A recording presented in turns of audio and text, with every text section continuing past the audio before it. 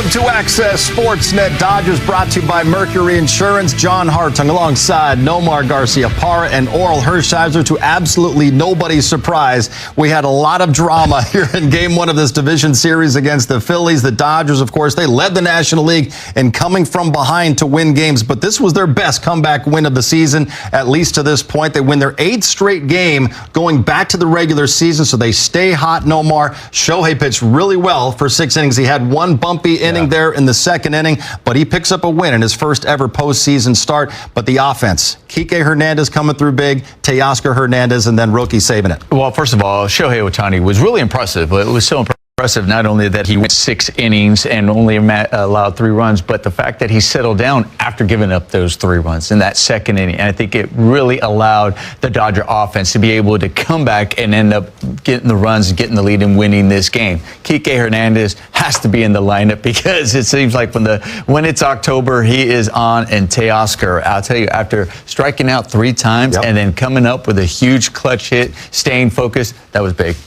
4 Dodger pitchers, 3 of them were starters. That's kind of a little bit of a shock to people. But Glasnow came in. He had a good first inning. The second inning was a little rough, but he got through it. Now Alex Vesia, the premier reliever in that pen, does a nice job, and it was fun to see Sasaki. But, you know, we scored enough runs. This is a higher quality pitching staff. We were really knocking the Cincinnati Reds around. It's going to be a little tighter against the Phillies, but they got it done. Well, we know that Alex Vesia is used to pounding, 4 or 5 Red Bulls before a game. I don't think he needed anything to get amped up for the situation he was called upon. Bases loaded, and he gets out of it to help the Dodgers get this win in Game 1. Let's hear from Vesia right now with Kirsten Watson. But first, let's talk about the pitching for the Dodgers. Shohei going 6 innings, first time he's ever pitched in a postseason game. They're going to be able to get out of the inning without any runs, and then you have that big hit and score. That was big by the Dodgers. Yeah, you could tell the Phillies fans were almost trying to exhale in that moment because the first 2 reached in the 7th, and then Shohei takes a cold strike 3. Mookie Betts pops up, and they were 1 out away of getting through it. Teoscar, though, picks up both Shohei and Mookie Betts with the 3-run bomb. Here's a look at the NL team like that to hear the silence at Citizens Bank Park. Teoscar Hernandez delivered that tonight. Well, I'll tell you, the Phillies fan, they brought the energy. I mean, we heard how loud it was early at the beginning of the game, and they kept it up in the energy for the entire game. But that moment definitely changed the feeling and the silence there. We got to go Axe today, coming up big. What a great moment that was. The Dodgers able to get the final 9 outs to take Game 1 5-3. Let's go back to Philadelphia and hear from Max Muncy with the media. Yeah, you know, like I said, they went out and did great, and you know, we're going to rely on our pitching for sure. You know, as an offense, we got to do our job every single inning and try to put pressure on them, try to get runs. But you know, the farther in the postseason you go, the harder that gets. So just any little bit we can give to our pitchers, and you know, we tell them every single day, you know, we believe in them, and they know that. A comeback win in a hostile environment like this in Game 1. What does this say about this group? Yeah, you know, it's kind of just who we've been. You know, just being resilient, kind of understanding the situation, and you know, something that was said to us, at least from a hitter's perspective in our meeting, was, you know, something's going to happen in this game that the crowd's going to go wild, but that doesn't matter. What matters is what happens at the end, and when we silence the crowd, it's going to be an amazing feeling, and you know, it definitely was. Got to give credit to Aaron Bates on that one. He, you know, he made sure all the hitters knew about it. AC's laughing over here. Max, you've gotten more innings from your starters in relief in the playoffs so far. Is that just a quirk? I mean, what is it like seeing a guy like Tyler coming out of the bullpen to pitch?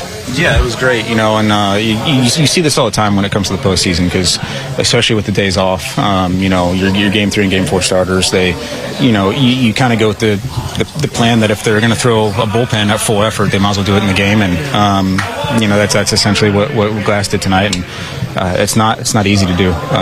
You know, I know he has experience doing it in the past, but it's not something that's easy to do, and so for him to give us the innings he gave us tonight was huge. How did you see the Rockies' development? Like, he struggled with injuries and came back, and he had like 3 games so far and did really great job. Yeah, Rookie was awesome. That's not an easy task what he just did tonight, and you know, he didn't look like he was bothered at all out there.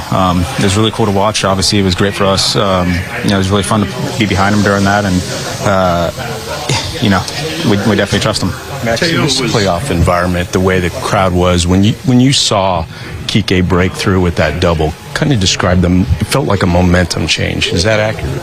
Yeah, you know, for us on offense, it was kind of just waiting for that moment to happen, and we didn't know who was going to do it, but for Kike to do it, that was definitely a big momentum shift. And anytime you can do something to get a little energy out of the crowd, that's huge. How do you describe Teo with now 3 home runs in 3 games in the playoffs? Awesome. He was very demonstrative going around the bases. Did he say anything about the play in the gap and kind of making up for that, where he didn't cut the ball off on Real Muto? No, he doesn't need to. We know he's giving his full effort out there. No one's questioning that. And for him to have that swing, like I said, it was just awesome.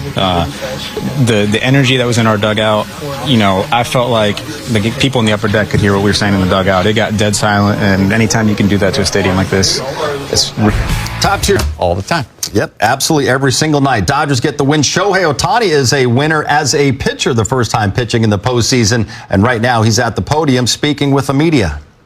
Can you walk us through that, Shohei? You talked yesterday about possibly being a little nervous. How did it feel to pitch in your first postseason game, and what were the good and the bad?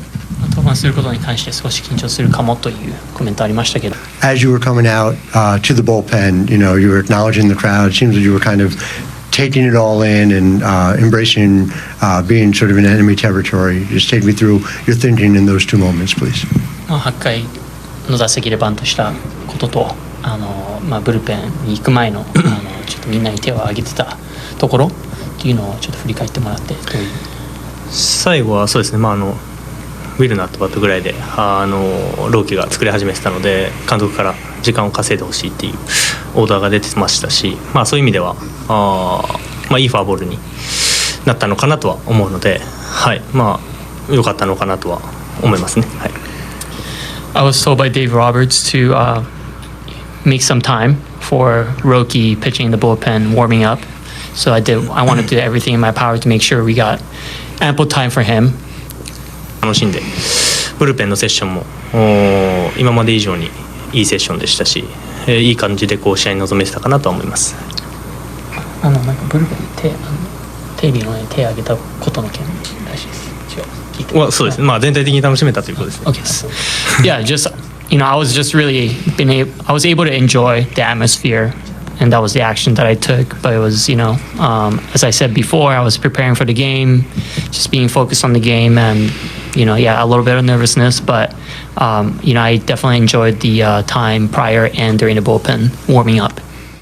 A lot of anticipation. People looking forward to Shohei Ohtani pitching in the postseason for the first time. Oral, he ran into some trouble in the second inning, but really settled down after giving up those 3. Yeah, he has raised the bar so high for himself. It's ridiculous on the offensive side and now on the pitching side of your shin. And you're going home icing your shin. And so sometimes you're happy you missed it because you're like, man, that's really tough to square up, especially where he was locating those breaking balls. And the other great thing about it is where they are starting. The breaking ball is starting as a strike. So you as a hitter are assuming fastball, because if you don't look fastball first, there's no way you're going to catch up to it because it's coming at you at 100. So you're thinking, okay, look fastball, adjust breaking ball. But when the breaking ball looks like it's fastball and starts off there and the bottom falls out of it, yeah. To really get a swing and miss, or to get a guy to pull the ball foul, you have about a 12-mile-an-hour difference in your 2 pitches. He has a 22 to 26-mile-an-hour difference between his fastball and his curveball. Yeah. It's ridiculous. Just incredible. More unicorn stuff we saw tonight from Shohei Ohtani in 2/3, and right now he is standing by with Kirsten and the media. Well, Tyler, just to come out of the bullpen in this one, I know is almost like a very intense elevated side work, but for you coming out, what was it just like kind of going on that mound today? Definitely different. I think I was in the bathroom and the phone rang and they yelled my name. I was like, all right, here we go. And I ran up and warmed up and definitely felt weird, but fun, like adrenaline. You kind of have more things going, not as much effort to get the same stuff, I guess. And I like the sliders really. A couple good curveballs, kind of leaving it up. Heater early was pulled, but got a little bit better. But yeah, it's good to face him early in a situation like that and then just kind of get ready for the start. Yeah. This time of year, does it matter if you're a starter or reliever? You just got to get outs. Yeah. Exactly. Yeah. So whatever they want, I'm ready for. Was it uncomfortable? I mean, you're used to starting the game on the mound. This time you kind of run in. No, it was kind of nice. Like the adrenaline boost. It was just kind of different. I kind of enjoyed it. It was cool. Yeah. Anything that surprised you about it? Say it again. Anything that surprised me? Yeah. Maybe just the adrenaline a bit. Just I think like the effort you need to get the same thing. I think early on I was like ripping off a little bit, trying to just do too much, I think, and then I just said like calm down like 85%, and then I think everything kind of started to shape out a bit better. Was that settling down? Was that in the bullpen warming up, or was that on the mound? No, the bullpen warming up, things were coming out pretty good, and I was like ripping it. And then on the mound, I just felt like I was a little early, kind of pulling left on everything. And I was like, all right, just don't. I looked up, the velo was fine, so I was like, let's just try to get it back online, and felt a little better after that. Does it change your gut when you see the 3-run homer, or do you just try to still lock in? They had me warming up before that, so I was just trying to warm up. Like I didn't even think about it, to be honest. Like the homer, he hit the homer, we all celebrated, and then I just went out and just tried to take each out, I guess. We see it every single year, Oral, postseason baseball. It is so different from the regular season. You can see a different blueprint sometimes. And we're seeing that at least in this game tonight where they use 3 starting pitchers like you mentioned. Could this be the kind of the blueprint for them to get through some of these series where they lean on the starting pitchers a little bit more? It's Johnny Holstaff. It's whoever is the best arm. It's not always the best situation. It's like who is throwing a bench and be a hitter. You didn't get to do your normal thing. It's not that it's normal. It's just different. And to be different, you can still be good. You still don't forget how to warm up. You don't forget how to pitch. You don't forget how to make an adjustment on your breaking ball or get your fastball down. And he talked about it in his interview, Glasnow, right there, that he made an adjustment. He felt like he was overthrown, flying apart, and I'll just back off at 85%. Yeah, and he said the adrenaline helps. It definitely does. It definitely picks you up as compared to a season in 162. We say it all the time. The playoffs are different than the regular season, but it doesn't mean you can just turn it on. It doesn't mean all of a sudden you start playing differently. That's why there are times and during the season that you have to see how you're going to be able to get it done in the postseason. Also, the managers are looking at who you can depend on, who's going to be in those big situations, those high leverage situations. There's a reason why we're seeing starters coming out of the bullpen right now, because the regular season is telling you this is what it's going to be needed in the postseason, and you're not afraid to do it because it is a postseason. It is different. 90 feet definitely matters. That's why we love seeing sacrifice bunts. We love seeing putting things down. We love seeing different things that happen, because as we're fans, we're watching every pitch. We're on the edge of our seat. It matters. Every place, it's almost a battle to get to second base, because when you get that man on scoring position, the pitcher is feeling different, the hitter's feeling different, and things are going to happen. So, yeah, it is different, and you just can't turn the switch. It all worked out well tonight for the Dodgers in Game 1. Shohei Ohtani